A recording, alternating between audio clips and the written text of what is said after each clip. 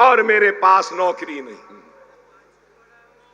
फिर भी मिस्टर मोदी कहते हैं कि हां हम काम कर रहे हैं, मोदी सरकार।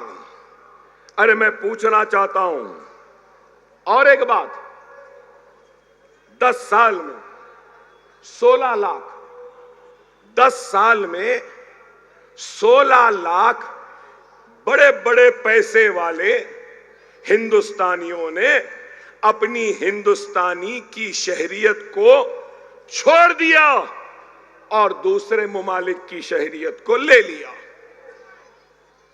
यही वजीर आजम ने कहा, ना खाऊंगा ना खाने दूंगा। बोले ना, एक तरफ 1,12,000 किसान मर रहा है, खुदकशी कर रहा है, कर्ज में डूबा हुआ है और उसकी फसल तबाह होती है, तो हिंदुस्तान के वजीर आजम के पास इस खुदकशी करने वाले किसान को पैसा देने के लिए पैसा नहीं है। लेकिन 28 सुनो, 28 बड़े बड़े बिजनेसमैन, मेहुल चौकसी, विजय माल्या और कई ऐसे बड़े बड़े बिजनेसमैन बैंक से पैसा उठाए और मुल्क से बाहर भाग गए। मुल्क का कितना पैसा डुबाकर और लेकर भाग गए, आपको सुन के हैरत होगी कि 1,40,000 करोड़ रुपया लेकर भाग गए।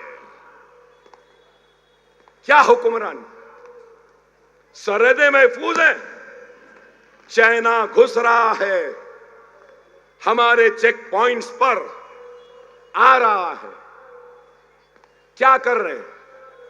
फिर बातें बड़ी बड़ी। चलो वुमेन सिक्योरिटी की बात करते हैं। यहां बैठी है मेरी मां और मेरी बहनें, ये मेरा डेटा नहीं है, एनसीआरबी का है, एनसीआरबी का डेटा है। वुमेन इन सिक्योरिटी, हर साल हिंदुस्तान में 30,000 औरतों का रेप होता है। 30,000 हर रोज 82 रेप, और ये रेप रिपोर्टेड हैं, अनरिपोर्टेड कितने रेप्स होते हैं नहीं मालूम। अगर देख लिया जाए तो हर 15 मिनट में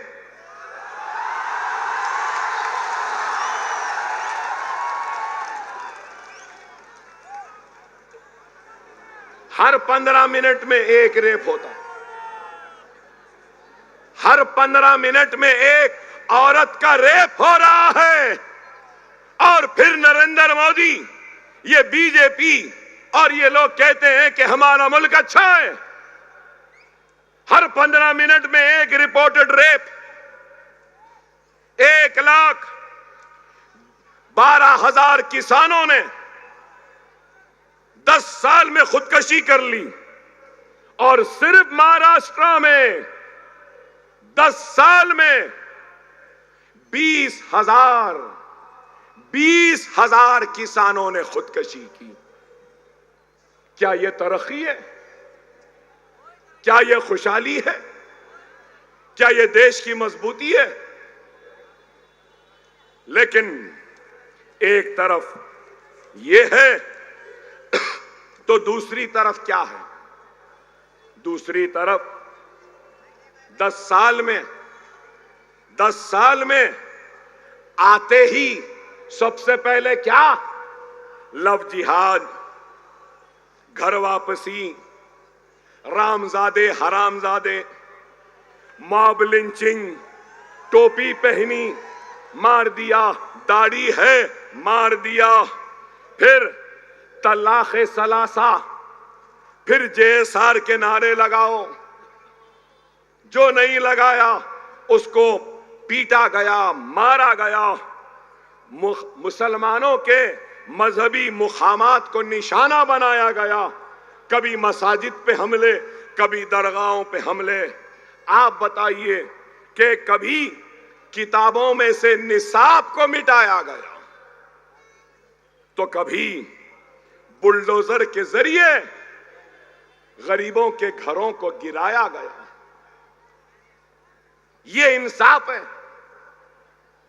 न सिर्फ ये, बल्कि पुलिस की कस्टडी में जो लोग हैं जिनकी हिफाजत करना पुलिस की जिम्मेदारी है, जो जुडिशियल कस्टडी में है, पुलिस के निगरानी में है, वो दवाखाने को जाते हैं तो उनको गोलियां मार दी जाती है।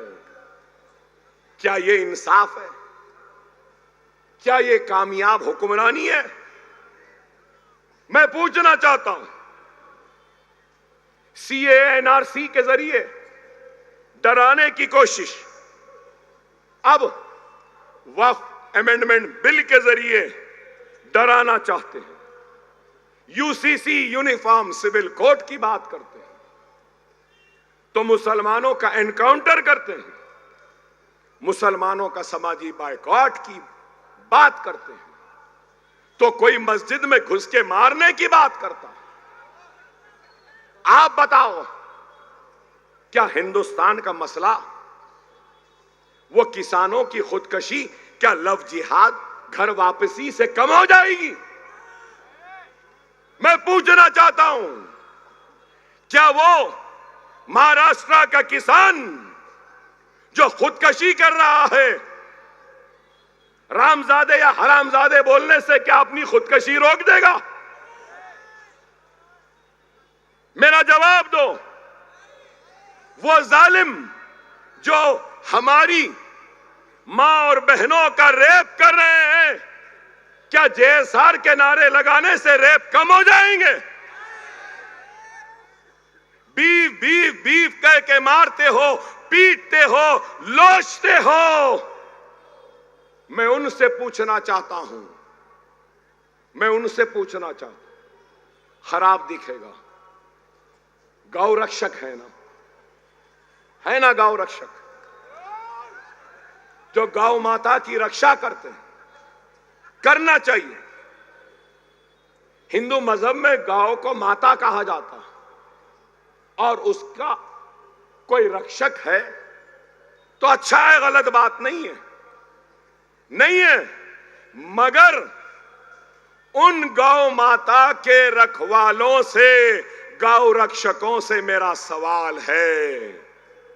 दुनिया के चौथे नंबर पर जो बीफ एक्सपोर्ट करता है, उस मुल्क का नाम इंडिया है, भारत है, हिंदुस्तान है।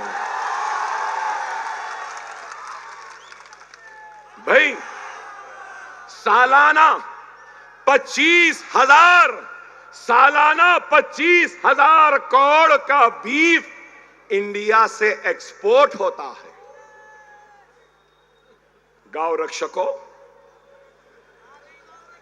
गौ माता के रखवालों, मेरा तुमसे सवाल है, बीफ एक्सपोर्टर से इलेक्टोरल बॉन्ड, मतलब बीजेपी, मोदी, योगी, अमित शाह ने इलेक्टोरल बॉन्ड में बीफ एक्सपोर्टर से करीब 500 करोड़ का चंदा लिया। गौ रक्षकों, मेरे प्यारे गौ रक्षकों, मेरे बहादुर गौ रक्षकों, बीफ है कह के मारे, बीफ है कह के तुम टोपी को गिरा दिए, बीफ है कह के दाढ़ी काटे, बीफ है कह के झाड़ को बांधकर पीट दिए।